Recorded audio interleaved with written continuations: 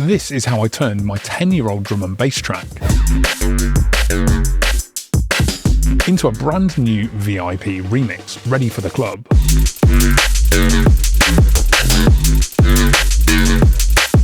After 15 years of remixing and releasing D&B records, I've learned what works and what doesn't. So watch to the end and you'll learn how to give any track a fresh spin for modern dance floors. So here's my original track called The Machine. I made this under my old D&B alias, Chromatic, alongside El Circuit, shout out to Leon. And this was released on Lossless Music about a decade ago now. Shut it down! Shut it down! Shut down the machine! Shut it down!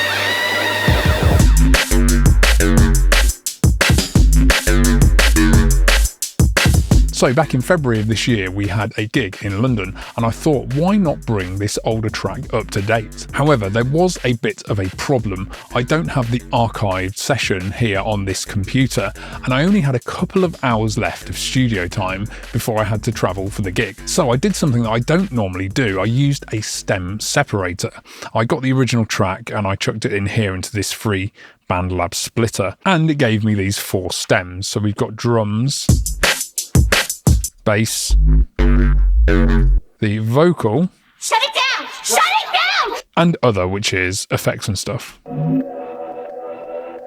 So once I imported the stems, I started at the drop. Now my goal here was to just slightly rework the original and beef it up and modernise it. I wasn't trying to do anything too radical or change the original too much, because a VIP is a variation in production. It's just a slightly reworked exclusive for your DJ set. So drums first. I quickly realised that the extracted drum stem just did not sound particularly good. It sounded quite computery and artificial. So I made my own new drums from scratch. We've got a kick drum here, just a kick sample. And then for the snare, I did actually take the snare out of the drum stem. I thought it sounded all right on its own. And then I've just got another layer with it. So the kick and snare together. And the core of the groove comes from this shaker here. I'll just take all the plugins off of the shaker. So here I've used a frequency shifter just to slightly change its character. I like doing that on things like drum loops, percussion loops. You can really shape them to fit your track. Now, as a side effect, this added quite a big bump in the mid-range here. You can hear that boxiness. So I just notched that out. And then I've got stereo widening on the shaker. It helps it pop out of the sides. Then I've got this sharp hi-hat. Looks like this was just a loop that I threw in and chopped up a bit. And this just gives that sharp treble definition. Now, something I was really missing in the drums was this kind of drum pattern, this groove in the drum pattern of the original. It's got like a dig-dig-a-da. So I chopped this part out of the original drum stem. I put it on this track here, if I turn the EQ off.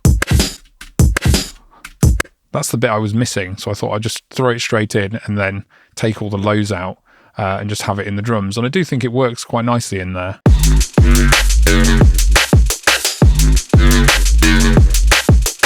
And then to keep the momentum going as the track progressed, I thought I'd throw in different breakbeats along the way.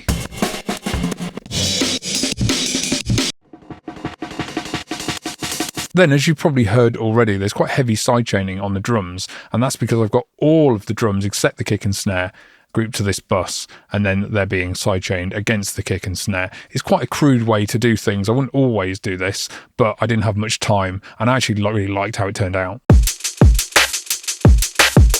Then there's some other percussion as the track progresses, just to keep the momentum going. There's a ride loop I threw in. And then there's the hats from the Sandman break, which are in the original track. Quite a signature chromatic drum sound that I always used to use. And I think it steps up really nicely here.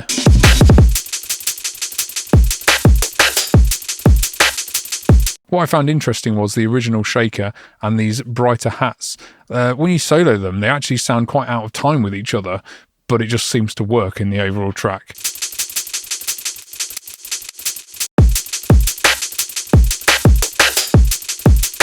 Now, for a laugh, let's have a listen to a couple of the sounds that I didn't end up using in the track. There's this shuffly layer that I realised was going to take way too much editing, so I left it out. I think it could be made to work with some effort, but I didn't have the time. And then there's also this top end layer. I thought the percussion needed more treble, so I tried this, but it didn't work, and I'm glad I left it out. So I think it's good to hear not only what does work, but also what doesn't work. Okay, next let's look at the bass. This is the bass stem from the stem separation. I haven't really done too much to it in terms of arrangement. There are a couple of moments where I maybe spliced a bit from elsewhere in the track. I think I might have reversed a little part here and there. Very minor things. I've basically kept it as is. In terms of sonics, the stem is actually quite dull. It was way too dull in the mix. So I used OTT just to pull up the mids. Now, you can hear as a side effect, that's kind of pulled up some artifacts. But I quite like those artifacts. It sounds metallic and kind of cool. So to emphasize that even more, because this stem is completely mono, I thought I'd put a short reverb on the track, and that makes these artifacts come out even more, but to the sides, and it just makes it part of the character of the bass. And that's basically it for the bass. I'll play you it with the drums.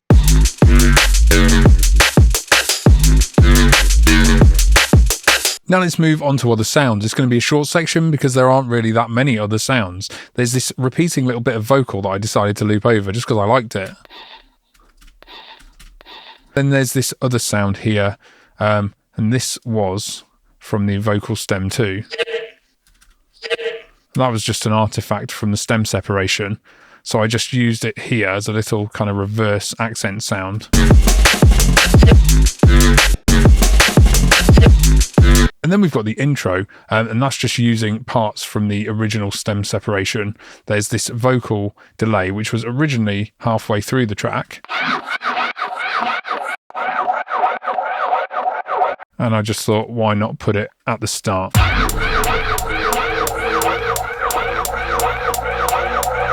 And then we've got these weird background effects, again, from the stem separation.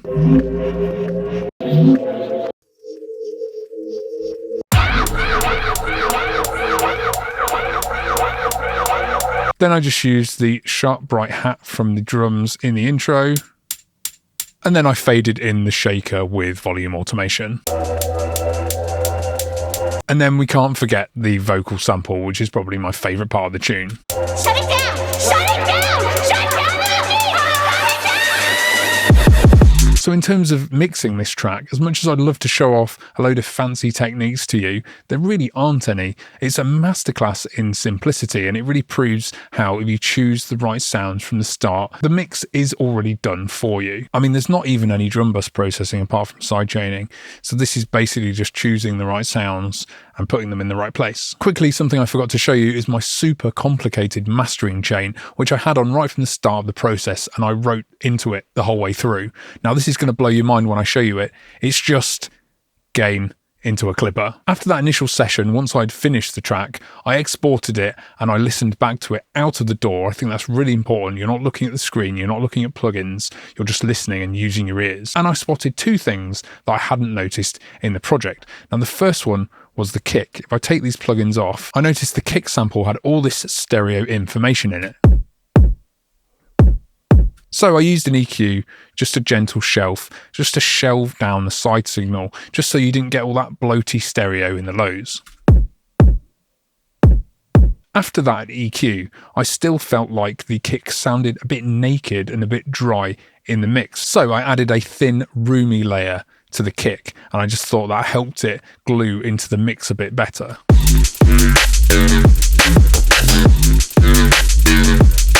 Another thing I noticed was that when I summed the track to mono, the bass didn't have quite enough bite in the upper mids. And because I was playing this track out in a club, I wanted to make sure the bass cut through enough. So if I play the track in mono, you can hear the problem. So to solve that, I used a mid-side EQ on the bass, and I just added some small bumps here.